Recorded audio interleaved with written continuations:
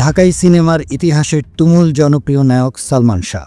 মাত্র ৩ বছরের ক্যারিয়ারে বাংলা সিনেমার মোড় ঘুরিয়ে দিয়েছিলেন তিনি। আজ এই স্বপ্নের নায়ককে হারানোর ২৯ বছর।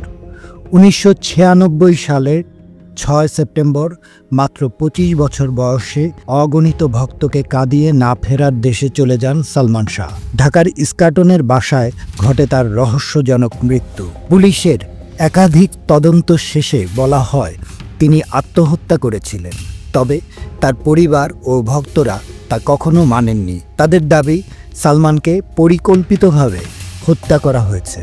আজও সেই রহস্যের জট খোলেনি। কালোত্তীর্ণ নায়ক সালমান শাহ সীমাবদ্ধ ছিলেন না কোনো কালে। তার ফ্যাশন সচেতনতা, স্টাইলিশ চলাফেরা ছিল অন্যরকম।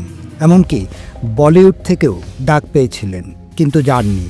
ভক্তদের চোখে তিনি ছিলেন একমাত্র স্বপ্নের নায়ক। তার পারিবারিক নাম শাহরিয়ার চৌধুরী ইমল।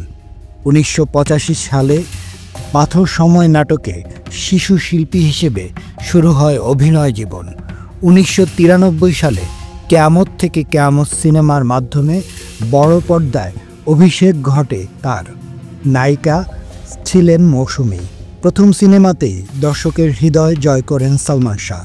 মাত্র ৩ বছরে অভিনয় করেছেন ২৭টি সিনেমায়, যার বেশিরভাগই পেয়েছে সুপার হিটের মর্যাদা। দর্শকেরা পেয়েছেন একের পর এক কালজয়ী চলচ্চিত্র।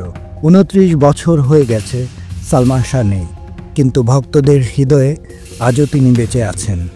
তার মতো কেউ ছিলেন না, কেউ নেই, আর কেউ আসবেনও না।